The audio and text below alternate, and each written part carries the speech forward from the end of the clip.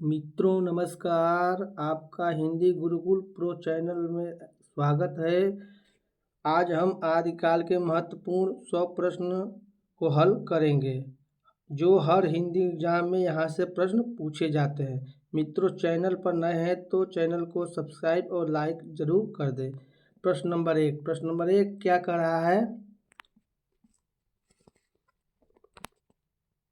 हिंदी साहित्य का इतिहास जनता की चित्रवृत्ति का इतिहास है। यह किसका कथन है? बताइए किसका कथन है? तो रामचंद्र शुक्ल का कथन है। रामचंद्र शुक्ल ने जनता के चित्रवृत्त माना था। प्रश्न नंबर 2, इतिहास के प्रति भारतीय दृष्टिकोण किस प्रकार का रहा है? बताइए कैसा रहा है इतिहास के प्रति भारतीय दृष्टिकोण? तो प्रश्न नंबर 2 का ए सही हो जाएगा। आदर्श मूलक और अध्यात्मवादी रहा है। प्रश्न नंबर 3 क्या कर रहा है? देखिए, हिंदी साहित्य की भूमिका बताइए। हिंदी साहित्य की भूमिका किसने लिखी? हिंदी साहित्य की भूमिका के लेखक कौन है? तो हिंदी साहित्य की भूमिका के लेखक है हजारी प्रसाद द्विवेदी। ये कब लिखा गया? तो 1940 ईस्वी में लिखा गया। कब लिखा गया है? 1940 ईस्वी में लिखा गया है। प्रश्न नंबर 4, हिंदी साहित्य के इतिहास लेखन की परंपरा का सूत्रपात किसने किया? बताइए, इतिहास लेखन की परंपरा का सूत्रपात किसने किया? शुरुआत किसने किया? तो गारसा दत्त तासी ने किया। कब किया? तो 1839 ईस्वी में किया है। प्रश्न नंबर चलते हैं 5 पर। रामचंद्र शुक्ल ने इतिहास ग्रंथ का नाम बताइए। रामचंद्र शुक्ल का कौन सा इतिहास ग्रंथ है? तो हिंदी साहित्य का इतिहास, ऑप्शन ए सही हो जाएगा। ये कब लिखा गया? तो 1929 ईस्वी में लिखा गया। इसका डेट जरूर याद कर लीजिएगा, मोस्ट इम्पोर्टेंट है। हिंदी साहित्य का किसने लिखा? तो विश्वनाथ प्रसाद मिश्र ने लिखा है। रसमीमांसा किसने लिखा? तो रामचंद्र शुक्ल ने लिखा है। हिंदी साहित्य का वैज्ञानिक इतिहास किसने लिखा? तो गणपत चंद्र गुप्त ने लिखा। प्रश्न नंबर 6, इनमें से असत्य कथन कौन सा है? बताइए कौन सा असत्य है? शुक्ल जी का इतिहास ग्रंथ सन 1929 में प्रकाशित हुआ। ये तो सत्य है, 1929 में प्रकाशित हुआ। गारसा दत्त तासी हिंदी साहित्य के इतिहास के प्रथम लेखक हैं। मतलब ये भी सही है, प्रथम लेखक हैं। और शिवराज सरोज में लगभग 1000 कवियों का विवरण है। ये भी सही है, ये भी सही है। हिंदी साहित्य का आदिकाल डॉक्टर नागेंद्र की रचना है। नहीं, ये नागेंद्र की नहीं है, ये हजारी प्रसाद द्विवेदी की रचना है। किसकी है? हजारी प्रसाद द्विवेदी की रचना है। चलते हैं प्रश्न नंबर 7। प्रश्न नंबर 7 क्या कर रहा है? अशुद्ध जोड़ा वो छांटिए, जो गलत जोड़ा है छांटिए। राजस्थानी भाषा और साहित्य बताइए किसकी रचना है? तो ये मोतीलाल मिनारिया की है। ये तो सही है।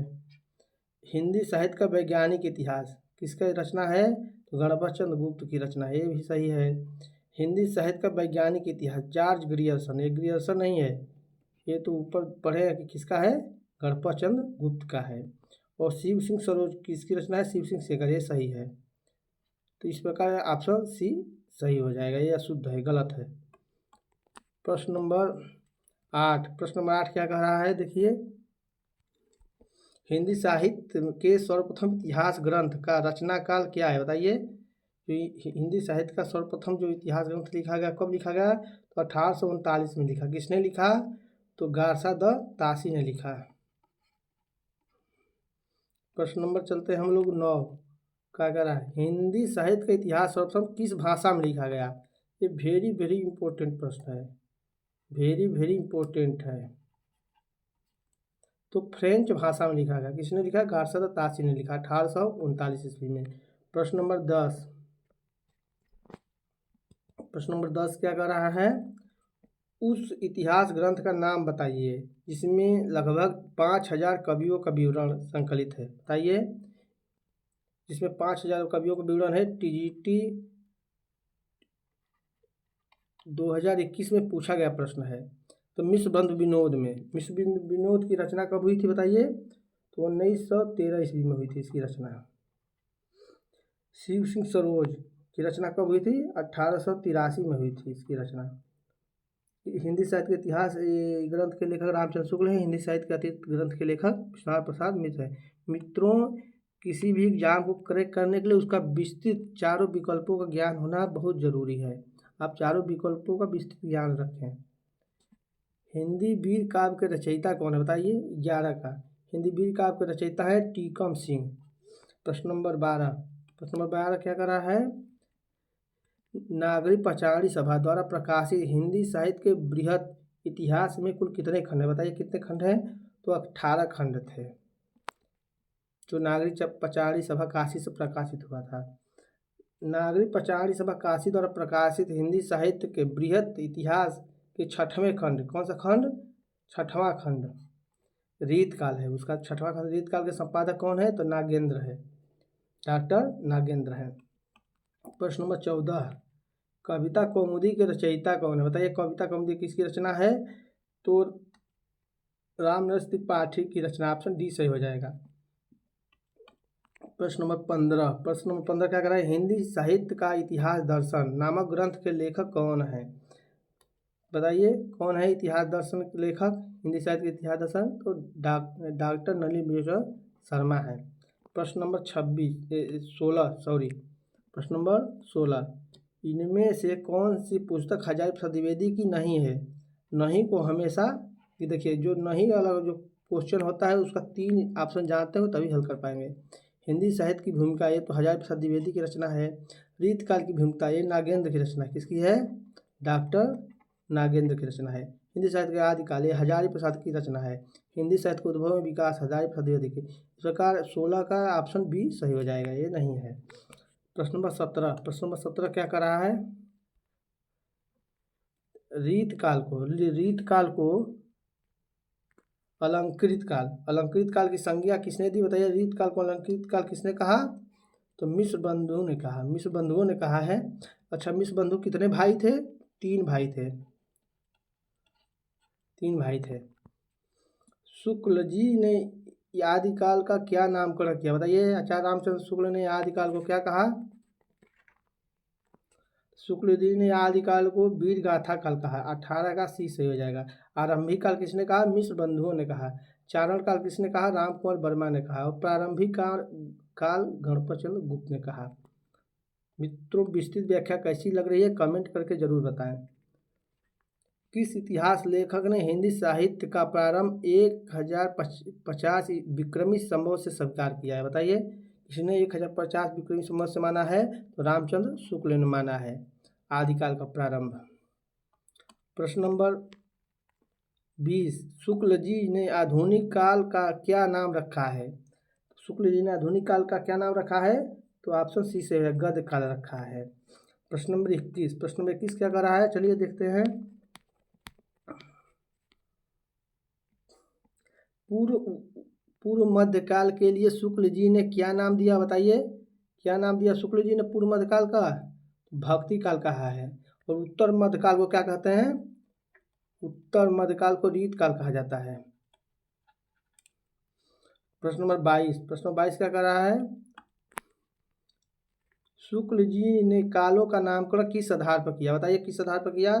शुक्ल जी ने कालों का नामकरण प्रवृत्ति प्रधानता का था। ऑप्शन बी सही हो जाएगा 22 का। प्रश्न नंबर 23 क्या कर रहा है? आदिकाल को चारण काल किसने कहा बताइए? आदिकाल को चारण काल किसने कहा?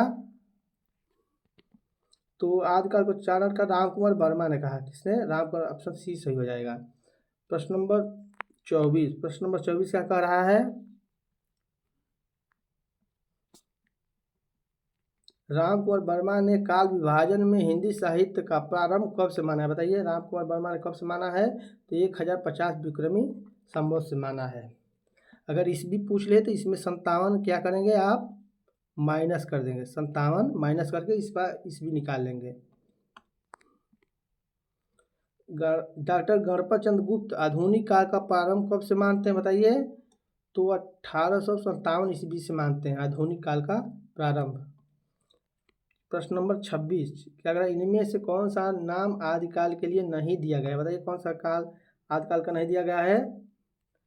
तो आदिकाल का नाम तो आदिकाल के लिए दिया गया है, हजारीप्रसाद द्विवेदी ने दिया। चारण काल भी दिया गया है, सिद्ध सामंत युग भी दिया गया है।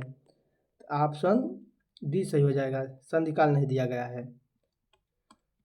प्रश्न नंबर 27 देखिए। राहुल सकेता हिंदी का पहला कवि किसे मानते हैं? बताइए, राहुल सकेता किसको हिंदी का प्रथम कवि मानते हैं? ऑप्शन बी सही है, सरहपाद को मानते हैं। सरहपाद कौन थे? प्रथम सिद्ध थे। कौन थे? प्रथम सिद्ध कवि थे।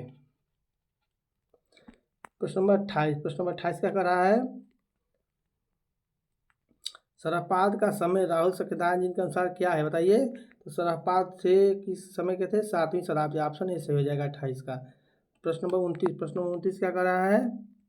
हिंदी का पहला ग्रंथ कौन सा है? बताइए कौन सा है? हिंदी का पहला ग्रंथ श्रावकाचार है। मोस्ट इंपॉर्टेंट है। श्रावकाचार का रचना काल कब है? 1933 ईस्वी है। श्रावकाचार देवसेन की रचना है। हापुड़ दोहा राम सिंह की रचना है। और भारतेश्वर बाहुबली राज से सालभद्र सूरी की रचना है। पृथ्वीराज रासो चंद बदाई की रचना है। श्रावकाचार का रचयिता कौन है? तो श्रावकाचार देवसेन की रचना है। मित्रों, आपको आदिकाल की 100 प्रश्नोत्तरी कैसी लग रही है? कमेंट करके जरूर बताएं। श्रावकाचार की रचना कब हुई है? बताइए। हिंदी की प्रथम रचना है श्रावकाचार की रचना कब हुई थी? ऑप्शन बी से हो जाएगा, 1933 ईस्वी में हुई है। प्रश्न नंबर 32, जगनीकी द्वारा रचित बी रस प्रधान ग्रंथ का क्या नाम है? बताइए। जिसने जगनीक ने लिखा है, इसमें किसका है? बी रस प्रधान है। तो किसका है? परमाल रासो। इसे अल्लाह खंड के नाम से भी जाना। इसका दूसरा नाम क्या है? अल्लाह खंड। आल्हा खंड की इस रचना का लोकप्रिय नाम है? बताइए किसका नाम है आल्हा खंड? तो परमाल रासो का नाम है। सॉरी, पृथ्वीराज नहीं, परमाल रासो का नाम है आल्हा खंड। किसने लिखा है? तो जगनीक ने लिखा है, जगनीक ने। पृथ्वीराज रासो किसने लिखा है? चंद बदाई ने लिखा है। और हम्मी रासो किसने लिखा है? सारंगधर ने लिखा है। कुमार रासो किसने लिखा है? दलपत विजय ने लिखा है। पृथ्वीराज रासो के विषय में कौन सी अवधारणा अधिक उपयुक्त है? बताइए। पृथ्वीराज रासो विषय में क्या है? प्रामाणिक है कि अप्रामाणिक है कि अर्ध प्रामाणिक है कि जाली ग्रंथ है? अधिकतर धाराएं हैं कि पृथ्वीराज रासो अर्ध प्रामाणिक है, आधा प्रामाणिक है, आधा अप्रामाणिक है। मित्रों, ये सभी प्रश्न कैसे लग रहे हैं? कमेंट करके जरूर बताएं। 34 का देखिए, हम लोग चलते हैं 35 ऑप्शन पे। विशलदेव रासो का प्रधान रस क्या है? बताइए। तो विशलदेव रासो का प्रधान रस है श्रृंगार रस है। इसमें इसमें राजा कौन है? राजा कौन सा है? विशलदेव है। विशलदेव है। और रानी कौन है? राजमती है। का प्रेम वर्णन है। राजमती का विरह वर्णन है। और 36 चलते हैं। 36 में क्या है?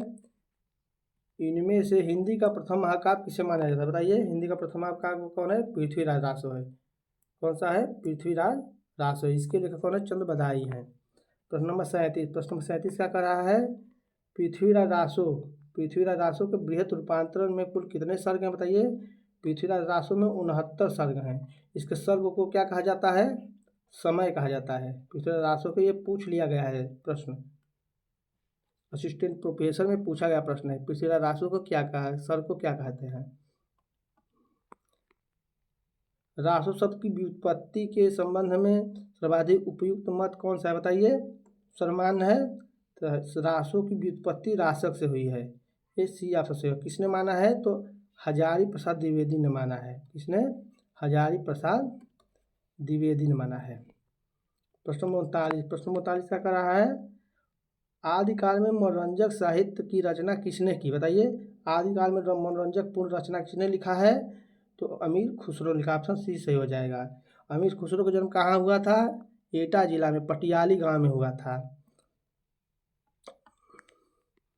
गोरखबानी के संपादक कौन है? बताइए। गोरखबानी के संपादक पीताम्बर दत्त बर्थवाल है। डी ऑप्शन सही हो जाएगा। प्रश्न नंबर 41 क्या कर रहा है? इनमें से सही कथन कौन सा है? बताइए। सही कथन कौन सा है? अधिकांश रासो का प्रमाणिक है, ये तो गलत है। अधिकांश रासो काव्य अप्रमाणिक है, ये भी गलत है। विशलदेव रासो बी रस नहीं है, ये श्रृंगार रस है, ये भी गलत है। पृथ्वीराज रासो में बी रस की प्रधानता, यही सही है। ऑप्शन डी सही हो जाएगा। प्रश्न नंबर 42 क्या कर रहा है? सिद्धों की संख्या कितनी बताइए? बताइए सिद्धों की कितनी संख्या है? तो 84 है। ये भी इम्पोर्टेंट प्रश्न है। सिद्धों की उत्पत्ति का समय क्या माना जाता है? सिद्धों का समय क्या माना जाता है? तो सिद्धों का समय 7वीं और 8वीं सदी मानी जाती है। ऑप्शन बी से हो जाएगा। प्रश्न नंबर 44, प्रश्न नंबर 44 क्या कर रहा है? नारी निंदा, नारी निंदा किस संप्रदाय में मिलती है? बताइए, नारियों की निंदा किसने किया है? तो नाथ संप्रदाय में नारी निंदा मिलता है। प्रश्न नंबर 45, प्रश्न नंबर 45 क्या कर रहा है? इनमें से नाथ संप्रदाय में क्या नहीं है? बताइए, नाथ संप्रदाय क्या विशेषता नहीं है? गुरु की महिमा थी, नारी निंदा इनकी विशेषता नहीं है, इंद्रिय निग्रह था और गृहस्थों का आदर, यही विशेषता नहीं है। ये सही हो जाएगा, डी वाला सही हो जाएगा। वर्ण रत्नाकर के रचयिता कौन है? बताइए, वर्ण रत्नाकर किसका ग्रंथ है? तो ज्योतिश्वर ठाकुर का ग्रंथ है। किसका ग्रंथ है? ज्योतिश्वर ठाकुर। एक किस विषय से संबंधित है? बताइए, व्याकरण ग्रंथ है। क्या? व्याकरण ग्रंथ है। ये पूछा गया प्रश्न है 2021 टीजीटी में। अपभ्रंश और राजस्थानी के योग से किस भाषा को क्या कहते हैं? बताइए, अपभ्रंश और राजस्थानी के जो योग से भाषा होती है क्या कहते हैं? तो जो अपभ्रंश और राजस्थानी से बनती है कौन होती है? वो अपभ्रंश और राजस्थानी डिंगल भाषा। ये ऑप्शन सही हो जाएगा, डिंगल भाषा होती है। और अपभ्रंश और ब्रज भाषा का मिलकर पिंगल भाषा बनती है। प्रश्न नंबर चलते हैं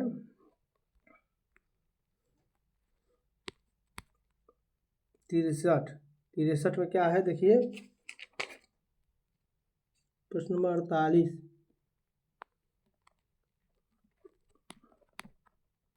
देखिए प्रश्न नंबर 48, ब्रज भाषा में अपभ्रंश का क्या नाम है? बताइए, जो ब्रज भाषा और अपभ्रंश मिली हुई हो उसका नाम है पिंगल भाषा। इनमें से कौन आदिकाल का ग्रंथ नहीं है? बताइए, आदिकाल का कौन सा ग्रंथ नहीं है इनमें से? तो इसमें से पद्मावत नहीं है। पद्मावत तो भक्ति काल की रचना है। पद्मावत भक्ति कब लिखा गया?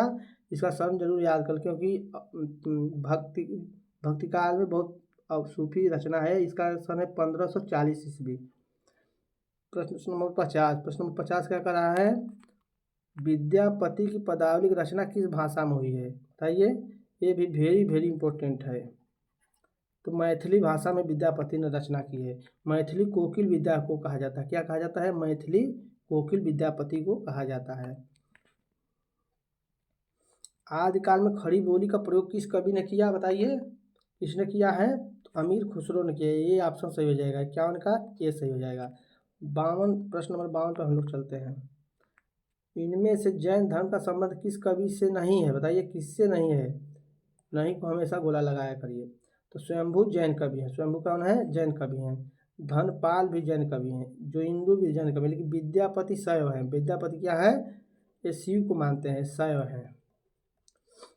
प्रश्न नंबर 53 का कह रहा है, देखिए, खालिक बारी के रचयिता कौन है? खालिक बारी किसकी रचना है? तो अमीर खुसरो की रचना खालिक बारी है। प्रश्न नंबर 54 क्या कर रहा है? भविष्यत कथा के रचनाकार का नाम बताइए। बताइए, भविष्यत कथा का रचनाकार कौन है? तो धनपाल है। धनपाल। देखिए, एक ट्रिक मैं बता रहा हूँ, भविष्य में हमको क्या चाहिए? धन चाहिए। ये ट्रिक पे आप मन में बैठा लीजिए। खड़ी बोली हिंदी में रचना करने वाला पहला कवि कौन था? बताइए, अमीर खुसरो थे। कौन थे? अमीर खुसरो। किसके दरबार में रहते थे? अलाउद्दीन खिलजी के दरबार में रहते थे। इनमें से कौन सा ग्रंथ शिलाओं पर लिखा है? बताइए, शिला मतलब होता है पत्थर पर लिखा है। किस पे? पत्थर पर लिखा है।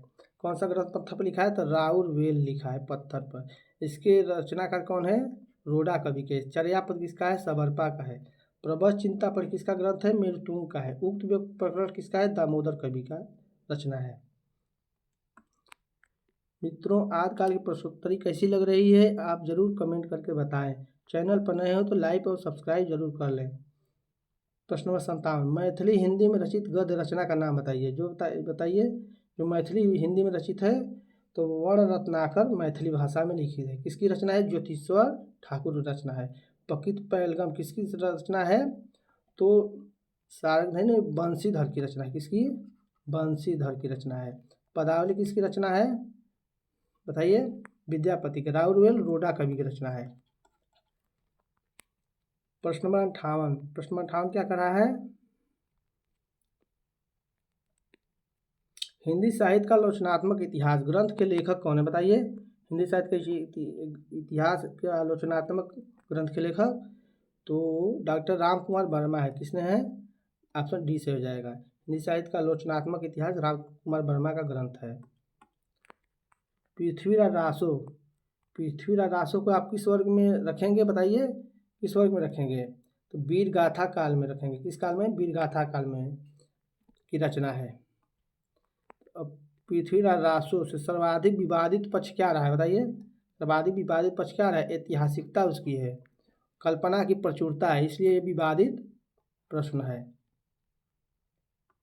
विवादित पक्ष है। हापुड़ दोहा, बताइए हापुड़ दोहा किसकी रचना है? हापुड़ दोहा का रचयिता कौन है? तो राम सिंह है। क्या है? राम सिंह। आप सब 20 सही हो जाएगा 61 का। 62 पे चलते हैं हम लोग, 62 पे। इनमें से किस रासो काव्य में श्रृंगार रस की प्रधानता? बताइए, बताइए। रासो काव्य अधिकतर वीर रस में लिखे गए, लेकिन ये श्रृंगार रस में लिखा गया है। प्रधान है बिसल देव रासो। इसकी नायिका कौन है? राजमती है। पूछ लिया जाता है, इम्पोर्टेंट है। राजमती बिसल देव रासो की नायिका है। और प्रश्न नंबर चलते हैं 62। प्रश्न नंबर 62 क्या कर रहा है?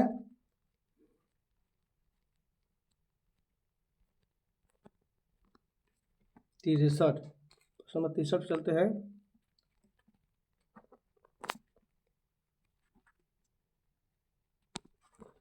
प्रश्न नंबर 63 क्या कर रहा है?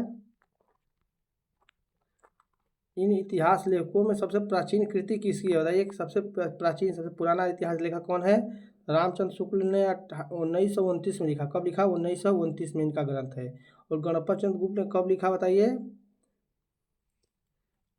और बताइए, शिव सिंह सेगर ने 1883 में लिखा है। कब लिखा है? 83। मिश्र बंधु ने 1913 में लिखा है। ये सबसे प्राचीन शिव सिंह सेगर का जो ऑप्शन सी सही हो जाएगा। 64 पे चलते हैं। 64 क्या कर रहा है? रीत काल का दूसरा नाम। बताइए, रीत काल का दूसरा नाम क्या है? तो श्रृंगार काल कहते हैं। रीत काल को श्रृंगार काल कहते हैं। किसने कहा? विश्वनाथ प्रसाद मिश्र ने कहा है। प्रश्न नंबर 55, 65। प्रश्न नंबर 65 को क्या कहा? देखिए,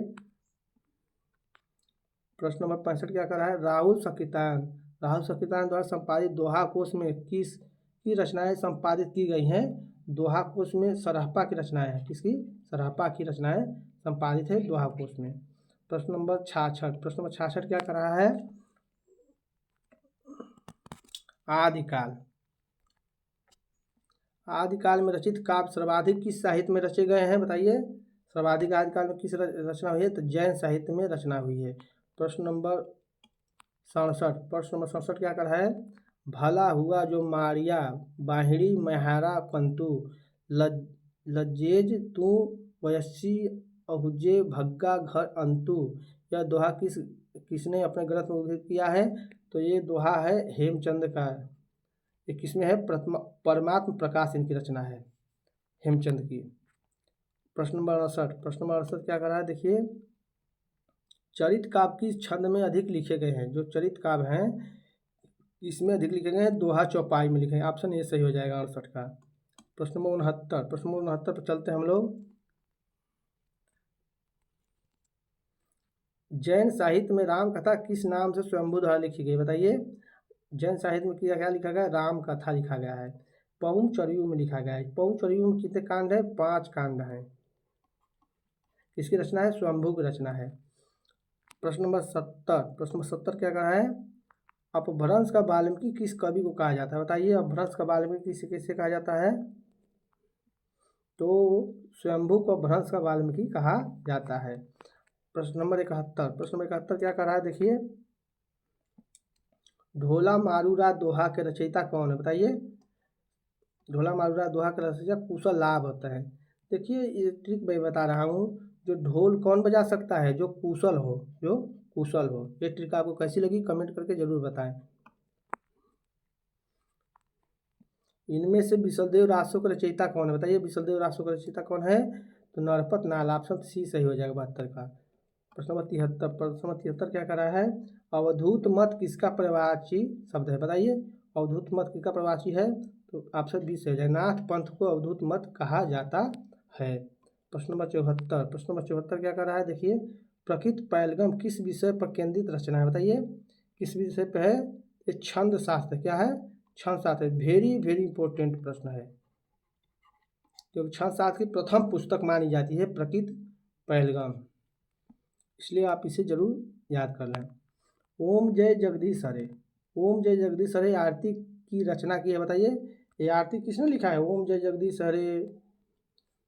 तो श्रद्धाराम फिलौरी ने लिखा है। श्रद्धाराम फिलौरी एक कहानी भी लिखे थे, कि इसकी कहानी कौन थी, भाग्यवती कहानी लिखे थे, भाग्यवती। प्रश्न नंबर 76, प्रश्न नंबर 76 बताइए, इनमें से किस संस्था का गठन बाबू श्याम सुंदर दास ने किया था, बताइए कौन सी संस्था का गठन श्याम सुंदर दास ने किया था। तो नागरिक प्रचारणी सभा का गठन श्याम सुंदर दास ने किया था। कब किया था, इसका सन जरूर याद कर लें, ये जीडीसी प्रोफेसर पूछ लिया गया है, 1993 ईस्वी में, 1993 ईस्वी में नागरिक प्रचारणी सभा का गठन किया गया। प्रश्न नंबर चलते हैं 77, प्रश्न 77 क्या कर रहा है,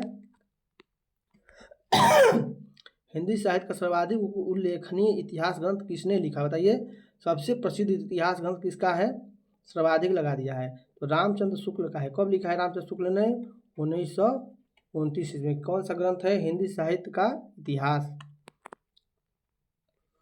हिंदी साहित्य के प्रारंभिक काल को आदिकाल नाम किसने दिया, बताइए आदिकाल किसने कहा है प्रारंभिक काल को, तो हजारी प्रसाद द्विवेदी, डी ऑप्शन सही हो जाएगा 78 का। मित्रों कंटेंट कैसा लग रहा है आप कमेंट करके ज़रूर बताएं। चैनल को पर नए हैं तो लाइक और सब्सक्राइब कर लें, इससे आपको नोटिफिकेशन मिलता रहे। प्रश्न नंबर 79 क्या कर रहा है, विद्यापति की पदावली में किस रस की प्रधानता है, बताइए विद्यापति किस रस के लिए जाने जाते हैं। उनकी एक रचना है पदावली में राधा कृष्ण का वर्णन, किसका वर्णन है पदावली में, राधा और कृष्ण का प्रेम का वर्णन है। प्रेम का वर्णन वहाँ श्रृंगार रस जरूर होता है, तो बी ऑप्शन सही हो जाएगा। प्रश्न नंबर 80, प्रश्न नंबर 80 क्या कर रहा है देखिए, इनमें से हिंदी साहित्य के पहले इतिहास ग्रंथ के लेखक कौन है, बताइए कौन है, पहला इतिहास ग्रंथ किसने लिखा, शिव सिंह गारसद तासी ने लिखा है। कब लिखा है, इसका सन जरूर याद करें, क्योंकि पहला लेखक है 1939 ईस्वी में। ग्रियर्सन ने कब लिखा है, 1888 ईस्वी में लिखा है अपना इतिहास ग्रंथ। शिव सिंह सेगर ने कब लिखा है, 1883 ईस्वी में लिखा है। मित्रों विस्तृत व्याख्या हल करेंगे तभी आप सफल हो पाएंगे।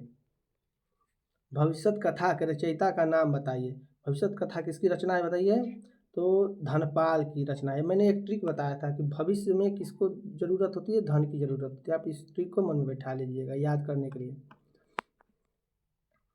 हिंदी साहित्य के इतिहास लेखकों को कालाक्रमानुसार कवियों का वर्गीकरण सर्वप्रथम किसने किया, बताइए सर्वप्रथम कालानुक्रम कवियों का वर्णन किसने किया है, बताइए वर्गीकरण, तो जॉर्ज ग्रियर्सन ने किया है अपने ग्रंथ में। कब किया, तो 1888 ईस्वी में। इनमें से आदिकाल के अंतिम चरण सुप्रसिद्ध कवि कौन है, बताइए आदिकाल में जो अंतिम चरण का सुप्रसिद्ध कवि था अमीर खुसरो थे। कौन थे, अमीर खुसरो थे। 83 का बी सही हो जाएगा। प्रश्न नंबर 84 चलते हैं हम। ऐसे रासो ग्रंथ के रचनाकार का नाम बताइए जिसकी रचना अजमेर के शासक से संबंधित, बताइए किसे, अजमेर का शासक से संबंधित है। ये टीजीटी 2021 में पूछा गया प्रश्न है। तो कौन है, नरपत नाल। नरपत नाल की कौन सी रचना है, बिसलदेव रासो। प्रश्न नंबर 85, प्रश्न नंबर 85 क्या कर रहा है देखिए, अपभ्रंश में रामचरित पर आधारित ग्रंथ इनमें से कौन सा, बताइए अपभ्रंश भाषा में हो, ओके उसके चरित्र पे राम के चरित्र पे हो, और ग्रंथ कौन हो बताइए, तो पवन चरयू अपभ्रंश की रचना है। किसने लिखा है, तो स्वयंभू ने लिखा है। महापुराण किसकी रचना है, तो पुष्पदत्त की रचना है। संदेश शासक के रचनाकार कौन है, अब्दुल रहमान है। और रिठेणी में चरयू किसकी है, स्वयंभू की रचना है। ये सभी रचनाएं आप याद कर लें। ये प्रश्नोत्तरी आपको परीक्षा की दृष्टि से कैसी लग रही है, कमेंट करके जरूर बताएं। निम्नलिखित सूचियों को एक सूची दूसरे मिलान करना है।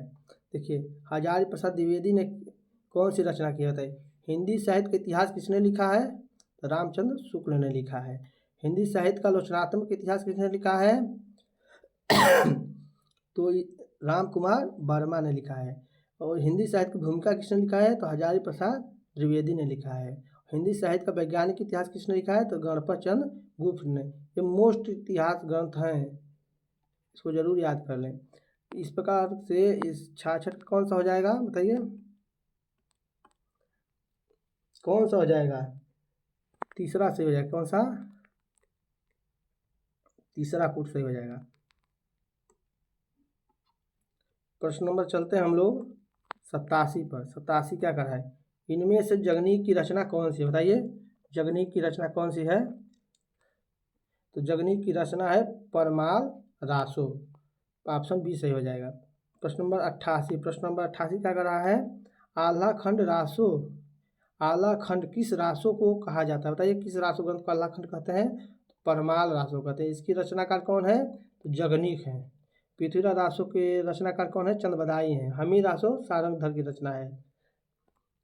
प्रश्न नंबर 89, प्रश्न नंबर 89 की क्या कर रहा है, देखिए आल्हा उदल, आल्हा उदल की वीरता का उल्लेख किस रासो काव्य में है, बताइए। आल्हा उदल दो वीर थे, इसका वर्णन है परमाल रासो। परमाल कौन थे, परमाल राजा थे, परमाल देव राजा थे, उन्हीं की रचना वीरता का वर्णन परमाल रासो में है।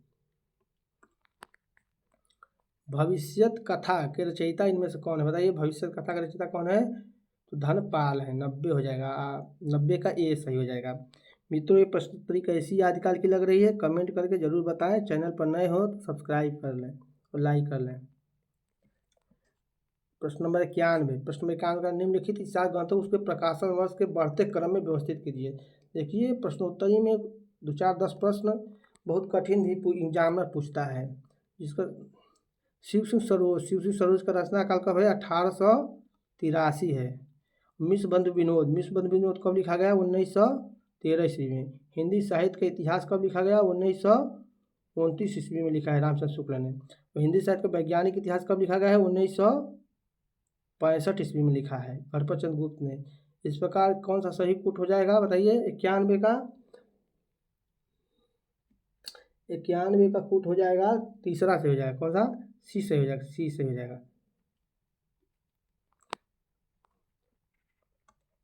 प्रश्न नंबर 92 चलते हैं। हिंदी साहित्य का इतिहास दर्शन ग्रंथ के रचयिता कौन है, बताइए हिंदी साहित्य के इतिहास ग्रंथ के रचयिता कौन है। इसके रचयिता है हिंदी साहित्य के इतिहास दर्शन के रचयिता है नलिनी विलोचन शर्मा। देखिए हम एक ट्रिक बता रहे हैं आपको कि लोचन किसका प्रवाची है, देखिए आँख का। दर्शन किससे करेंगे, आँख से करेंगे। इस ट्रिक से मन में बैठा लीजिए। 1993 निम्नलिखित कालखंडों को चढ़ते क्रम में व्यवस्थित कीजिए। देखिए अब चढ़ते क्रम में उसको व्यवस्थित करना है। सबसे पहले कौन सा आएगा काल, सबसे पहले चारण काल आएगा, फिर इसके बाद पूर्व मध्य काल, फिर उत्तर मध्य काल, फिर वर्तमान काल आएगा। पूर्व मध्य काल को क्या कहा जाता है, भक्ति काल कहा जाता है। कौन सा काल, भक्ति काल। उत्तर मध्य काल को क्या कहते हैं, रीत काल कहा जाता है, रीत काल। आप इसे जरूर याद कर लें। प्रश्न नंबर चलते हैं हम लोग 94 पर। निम्न सूचियों को सुमेलित कर सही कोड का चयन करें। देखिए ये उसका समय है, प्रयोगवाद का समय कब है, प्रयोगवाद का समय है 1943 से 4 सप्तक से माना जाता है। प्रयोगवाद का समय 1943 से 1953 तक। छायावाद का समय कब से है, तो 1920 से 1936 तक है। और द्विवेदी युग का समय कब तक है, 1900 ईस्वी से 1920 तक है। और प्रगतिवादी युग का कब से है, 1936 से 1943 तक। देखिए 1936 में प्रगतिशील संघ की अधिवेशन लखनऊ में हुई, उसी समय से प्रगतिवाद का उदय माना जाता है। इस प्रकार से कूट कौन हो जाएगा 94 का, बताइए 94 कौन सा कूट सही हो जाएगा, 20 ऑप्शन सही हो जाएगा। कौन, बी ऑप्शन सही हो जाएगा। चलते हम लोग 95 क्या कर रहा है, अज्ञेय का संबंध किस काव्यधारा से, बताइए अज्ञेय किस काव्यधारा से माने जाते हैं, तो प्रयोगवाद के कवि हैं। प्रयोगवाद को 4 सप्तक के अंतर्गत आता है। प्रश्न नंबर 96 त्रिलोचन की काव्यधारा से जुड़े हुए हैं, बताइए त्रिलोचन किस काव्य से? प्रगतिवाद से। एक पूछता है त्रिलोचन किसके लिए जाने जाते हैं? सानेट छंद के लिए जाने जाते हैं। किसके लिए? सानेट एक छंद है, इसके लिए त्रिलोचन को जाना जाता है। ये वेरी वेरी इंपॉर्टेंट प्रश्न है। मेरी प्यारे मित्रों, विस्तृत व्याख्या आपको कैसी लग रही है कमेंट करके ज़रूर बताएं और चैनल को सब्सक्राइब जरूर करें। नाथ पंथ का सर्वाधिक प्रभाव किस कवि पर पड़ा? बताइए, किस कवि पर नाथ पंथ का प्रभाव पड़ा? तो कबीर पर पड़ा है। नाथ पंथ का प्रभाव सर्वाधिक कबीर पर पड़ा। अच्छा, नाथ पंथ के प्रवर्तक पूछता है तो माध्यमिक में देता है मच्छेंद्र नाथ को। सरहप्पा, सरहप्पा का संबंध है, बताइए किससे सरहप्पा का संबंध? प्रथम सिद्ध थे, सिद्ध संप्रदाय से है। इनका समय कब है? 7वीं सदी। ये पूछा गया प्रश्न है कि सरहप्पा का समय इसने प्रथम कवि किसने माना? तो राहु सखितायन ने माना है। प्रश्न नंबर 99। मित्रों, आजकल की प्रश्नोत्तरी कैसी लग रही है आप कमेंट करके जरूर बताएं। गोरखनाथ की रचनाओं का संकलन गोरखवाणी नाम से किसने किया? बताइए, गोरखनाथ के रचनाओं का संकलन किस नाम से? गोरखवाणी नाम से है। किसने किया? तो प्राप्तसी से पीताम्बर दत्त बर्थवाल ने किया। इस प्रश्नोत्तरी का अंतिम प्रश्न है प्रश्न नंबर 100 का। कौन सा नाम आदिकाल का नहीं है? बताइए कौन सा नाम आदिकाल का नहीं है? तो वीरता काल आदिकाल का नाम नहीं है। ऑप्शन बी सही होगा। आदिकाल को हजारी प्रसाद द्विवेदी ने क्या कहा है? वीर गाथा काल किसने कहा था? रामचंद्र शुक्ल ने कहा था। और चारण काल किसने कहा था? ग्रियर्सन ने कहा था। और बीज बपन काल किसने कहा था? महावीर प्रसाद द्विवेदी ने कहा था। मित्रों, ये प्रस्तुति कैसी लगी आप कमेंट करके जरूर बनाएं। चैनल पर नए हो तो लाइक और सब्सक्राइब का बटन जरूर दबा दें और कमेंट करके जरूर लिखें। नमस्कार, राधे राधे।